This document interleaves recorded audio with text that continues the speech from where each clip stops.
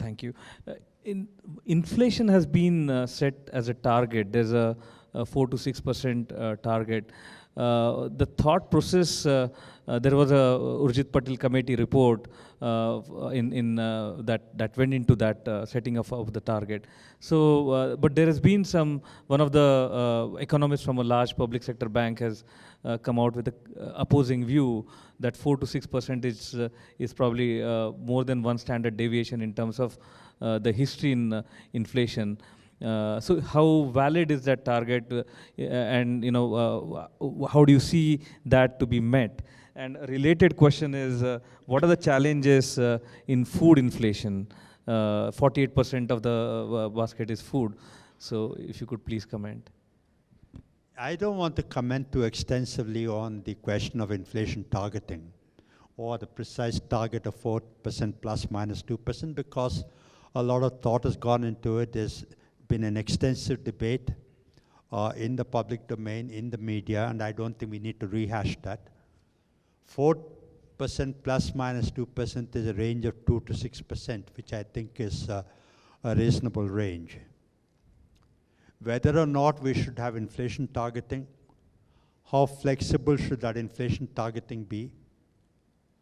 How much concern should the Reserve Bank continue to devote to growth and to financial stability, even as they are targeting a specific rate of inflation, are all questions that we will have to tackle on the way forward.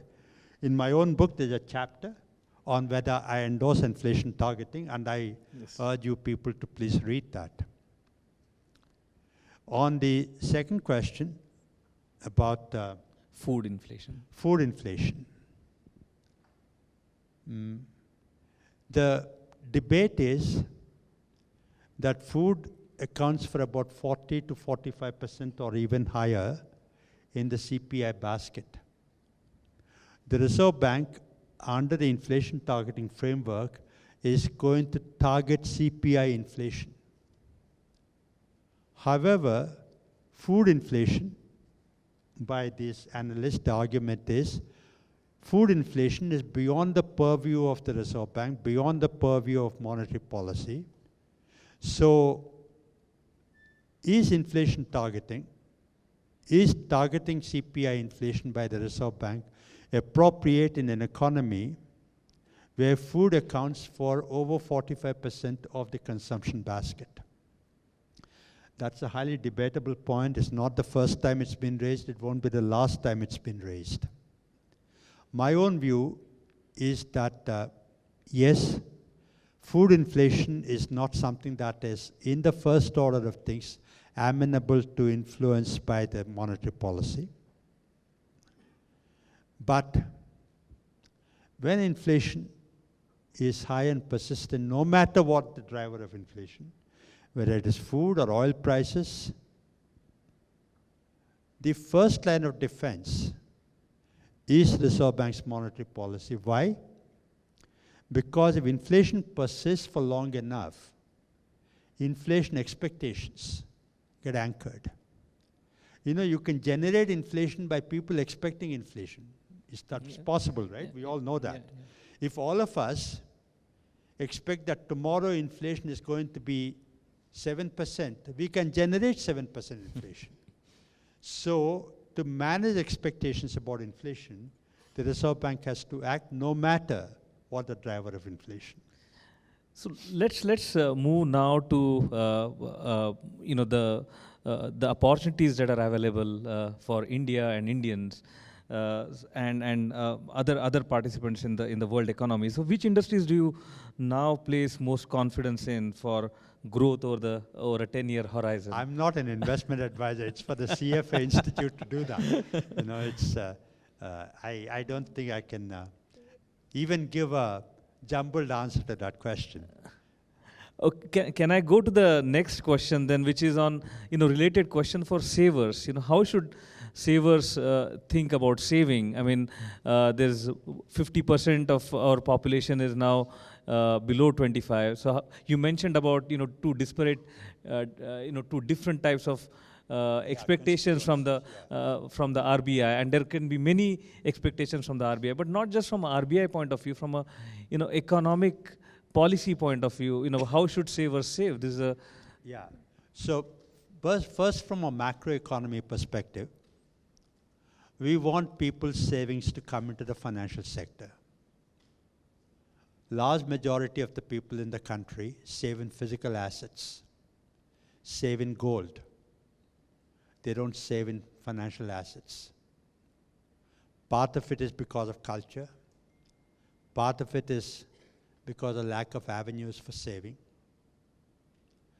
There are hundreds of thousands of people who want to save in a bank but cannot open a bank account because of whatever KYC norms or because banking is not accessible to them. So to move savings from physical savings to financial savings is a very, very important macroeconomic priority for our country. But it will not happen just by wishing. This has got to be a grassroots, bottom-up policy imperative. Just by urging people to save, they will not save. I used to meet a lot of people, low-income people, I'm sure most of you meet them as well, saying that, why didn't you go, we're opening a bank branch, or we're having a banking correspondent come to your village, why didn't you give your money to them? They're not enthused about it. Because when poor people have to enter the formal financial sector, I don't think saving is the first thing they're looking at. Poor people want four things.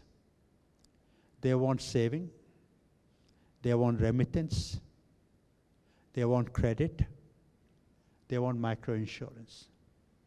They will come into the formal financial sector if you provide all four of them. If you just tell poor people, you come and save money with me, and then you go away, your money is safe, they're not going to come to you. Okay? Right. So I think the financial sector, not just commercial banks, but the entire investment community has to work at that. Banks need not be the only avenue for saving. We're getting NBFCs, we're getting a variety of banks, payment banks, small finance banks, microfinance industry, etc. So mobilizing savings, grassroots savings, has got to be a big, big bottom-up policy imperative in the country. So there's a related question on this. How do you see MFIs functioning today? As well as, perhaps if you could touch upon the small banks and the payment banks which have been instituted. And a lot of people have not actually given up their licenses on payment banks. So how do you see that landscape? Yeah. First of all, I must say that I'm not clued into what's happening. I've been outside the system now for about 2.5 years. So my understanding is by talking to people like you, by reading, not so much because I'm on the inner track anymore. On the microfinance industry, again, the microfinance industry has added tremendous value across the country. Even in this state of Andhra Pradesh, both in Telangana and the state of Andhra Pradesh, across the country, I think it's picking up again from the backlash of the agitation. In traversing the last mile, the microfinance has done wonderful things. But the microfinance itself is a very heterogeneous field, right? You have very, very microfinance institutions. You have microfinance institutions, from a few crores to a few thousand crores business. So it's difficult to talk of them as a homogeneous group, but I think they've done a tremendous job of spreading awareness among low-income households in the country. If you go to Kerala today, and if you go to the other end of the country, the Northeast, the levels of awareness are so totally different. So what we got to make the whole country is to adopt the best practices. Right. What is best in Kerala, what is best in Punjab, what is best in Andhra Pradesh, what is best in Orissa. We've got to mainstream them, and I think that's the challenge for the financial sector. Right. So We are kind of running out of time, but I have got 3 questions. I don't know if you can touch upon 3, and let me so somebody's asked, how is it like working for the RBI compared to the commercial bank, and he wants to work for the RBI. That is question number 1. The second question is, you have mentioned about existential angst in your book. So should the title of your book be, Can Anybody Move Interest Rates? And lastly, I think I read it on an interview in Mint that you were about to learn salsa and also about motorbikes. So how are you going to do on that? So thank you very much. First, I've never been a commercial banker. It's an exciting opportunity. Commercial banking, especially in this new wave of innovation that is coming to commercial banking, is going to be a big challenge. I've been a central banker by accident. I've been a civil servant by choice, by luck, and central banker by accident and by luck. Serving the Reserve Bank has been a great privilege, a great opportunity. Just to believe that you sit there, do things in Mumbai, and you impact people's lives is a very, very big responsibility and a big obligation. From the 18th floor of the Reserve Bank Tower, I used to look down on the streets of Mumbai, on the financial sector. That itself is a big revelation. But when my inner eye, I see the hundreds of thousands of villages and millions of poor people across the country whose lives are affected by the Reserve Bank's policies, I believe that there was a great responsibility on the Reserve Bank as an institution and on the governor as an individual. Okay. On the second question about existentialism, existential angst, that's a different question altogether and requires not one lecture, but maybe several lectures.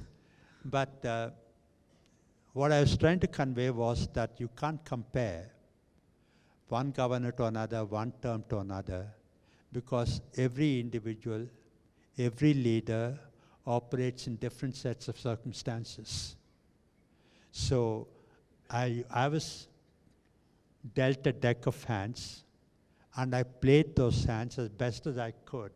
And it's for the history and for the public to pass a verdict on that. And what the final question? About salsa. For salsa, I've been writing the book so far, so wait for my next book, learning to do salsa dancing. Okay. Thank you very much, Dr. Subbarao, to be with us. It's been a special privilege. Thank you all for listening in. Thank you very much. Copyright 2016 CFA Institute. This program is designed to give accurate and authoritative information in regard to the subject matter covered. It is distributed with the understanding that CFA Institute is not engaged in rendering legal, accounting, tax, investment, or other expert advice. If legal advice or other expert assistance is required, the services of a competent